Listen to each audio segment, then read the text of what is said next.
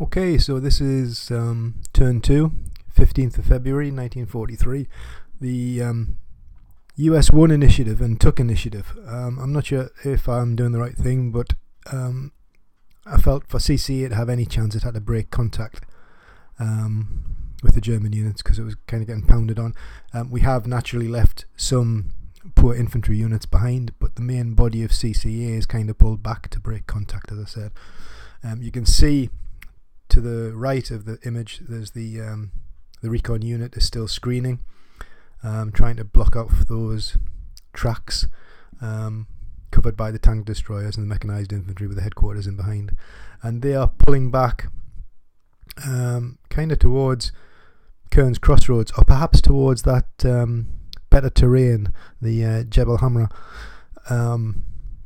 as a way of kind of interdicting the German MSR, which runs through Kearns Crossroads and off down the map there. You can see running right the way through the left edge of the map there. And you can see the positions that have been left behind there. You can see the German units, obviously now triumphant in Sidi Bouzid. And obviously the downside, of course, is that there is another Deutsches Afrikakorps Kampfgruppe actually in behind the Americans, who will probably be the next unit to move.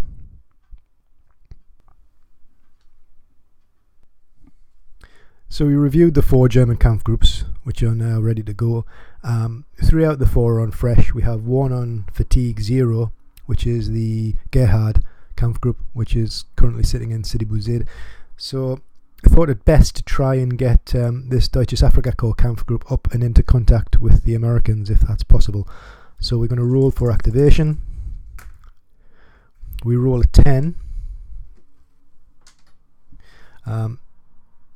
We need a 7 for a pass, and as it happens we've got +1 for being fresh.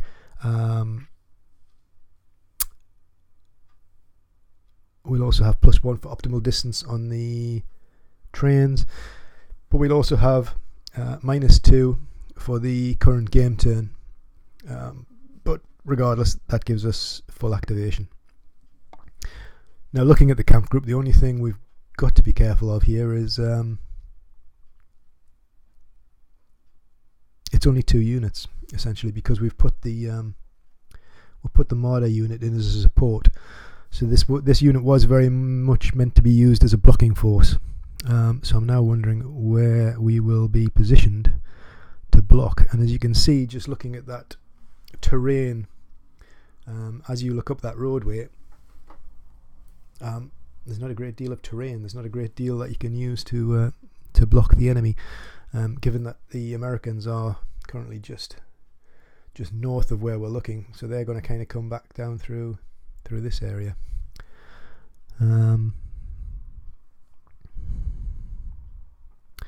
I guess what we could do is if we just push them, so we could go 1, 2, 3, 4, 5, 6, 7, 8, 9, 10, 11, 12,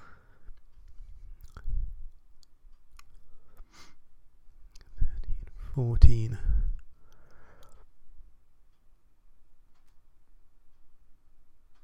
One, 2,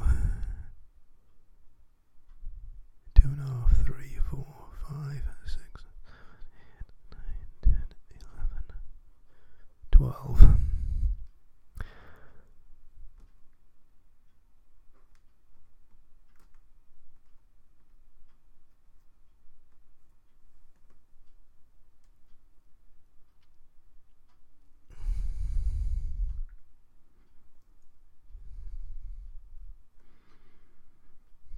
If we just check that back, 1, 2, 3, 4, 5, 6, 7, 8, 9, 10, 12, 13, 14, 15, 16.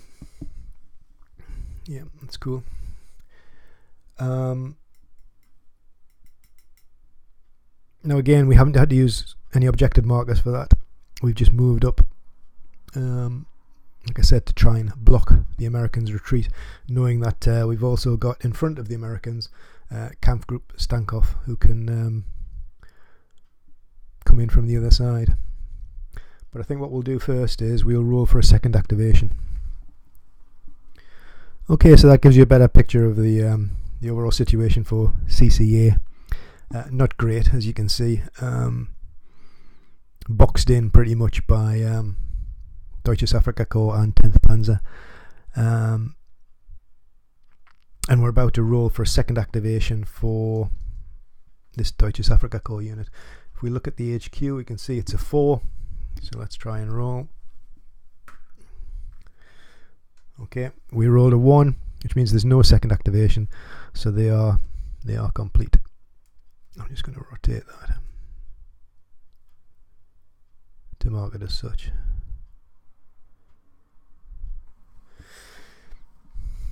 Just a note for those who aren't quite as familiar with the system. These essentially aren't units per se, they are markers because they are deployed. In this instance, this one's been deployed as support. So in other words, the martyrs that counter represents are spread out amongst the combat units, although strictly speaking in this game it's actually only at the moment supporting that unit. There are more units for this camp group to appear shortly. And this designates the fatigue level of the camp group. As you can see, it's fresh, it's super motivated and cracking on basically. But that would be the end of their activation. We would move now to the Americans again, and obviously I don't think there are any reinforcements this turn for the Americans, but I'm just going to double check that. So most likely it's going to be CCC to decide if they are going to involve themselves in this battle. A slight revision there. I've just realised when I've looked at the reinforcements for the Allies, which said there are no other reinforcements for the Allies.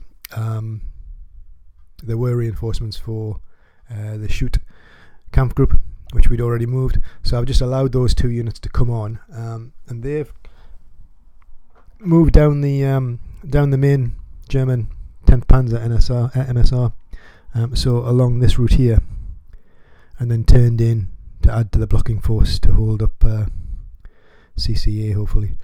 So that's these 2 units here. Obviously important because one of the strange things is they've actually entered through what I thought would be exclusively the 10th Panzer area. So it's important that we move them as quickly as possible so that they don't interfere with the unit cohesion of the various camp groups.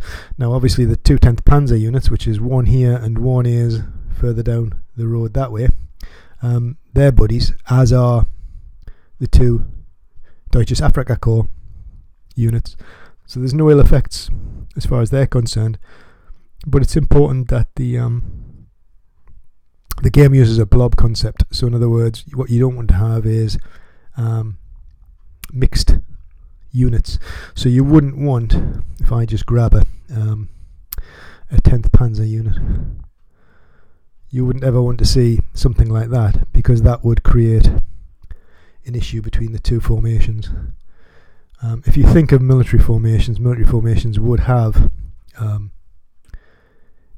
areas of operations mapped up to give them a better understanding of where their sister formations are alongside them, etc. So on operational maps you would see lines along here, and things like roads would be specified as being available for 1 unit's usage exclusively. Obviously that's all about the efficiency of operating the unit. So that's what this is reflecting, if you like. So as I said, important to get those units away from the 10th Panzer area as quickly as possible and into their own little zone. So that's definitely the end of the Axis turn there, and we'll flip now over to CCC and see what we're going to do there. So I thought I would pull right back on the map and give you a better overview, if you like, of where things are and what's happening.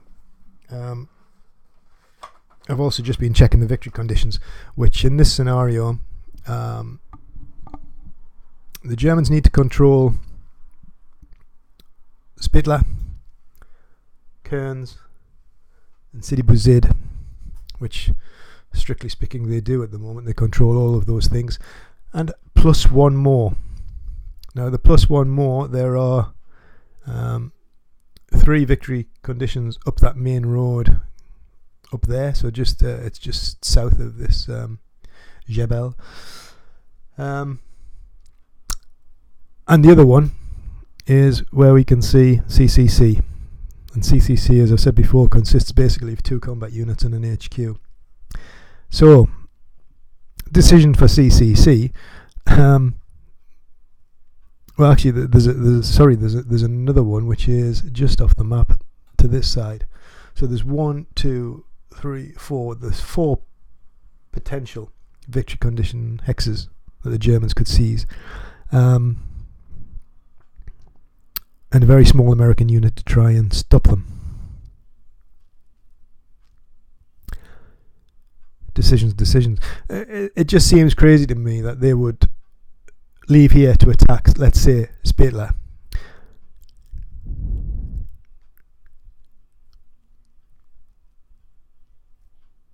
Because the Germans at the minute are just in a position, just by sheer weight of formations, even, they outnumber the Americans in formations 2-1, let alone looking at counter levels. What can they do? And actually, the thing that just occurred to me, and the only other thing I can think they could do, is perhaps Cairns. But Cairns is a really tricky one to defend, because it's, well, you can see, what do you defend? There isn't a great deal there.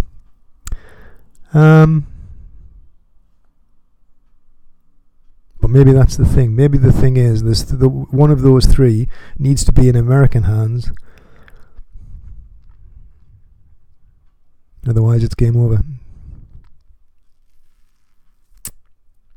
And in a way, it's one of those 3, as opposed to the other minor victory hexes off the edge here, which is going to determine the win. So yeah, if we review it like that, it's either that they come and take Spitler back. That sounds like a hard task.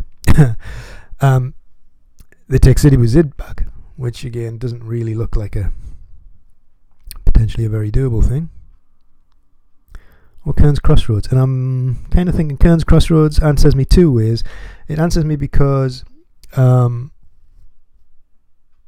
it's a victory hex, but it also answers me in as much as if we reorient this American formation and it can punch through here, perhaps we can kind of put in some sort of defense, albeit incredibly limited, into here.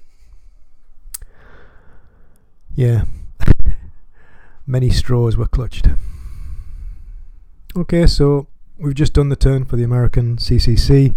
Good news and bad news. As you can see, they have moved. They've left the Lekef victory condition hex. They moved down the road. They got a partial activation the first time, then rolled successfully for a second activation, but unfortunately failed. So they stopped there, which means we now have 3 German Kampfgruppe activations to look at. I think the obvious thing that I was thinking when I was just quickly looking at it is, in my head, what will probably happen is, at the moment, Gerhard, who needs to move away because we kind of brought him in alongside the Deutsches Afrika Korps unit. Gerhard will now switch and move up this way to try and engage CCC. So coming up this road, he'll try and stop them. And then, of course, back over this side, the 2 elements of the Deutsches Afrika Korps are going to kind of get CCA in a vice and hold them where they are, I think is the German ideal there. And of course that only really then leaves, I don't know if I can either get them in a shot. Well, there's just the very end of Kampfgruppe Riem, which Kampfgruppe Riem are sitting on an objective hex, but could obviously push on to grab another one, which would give them the final victory. So still very much a rock and a hard place for the Americans, I'm afraid.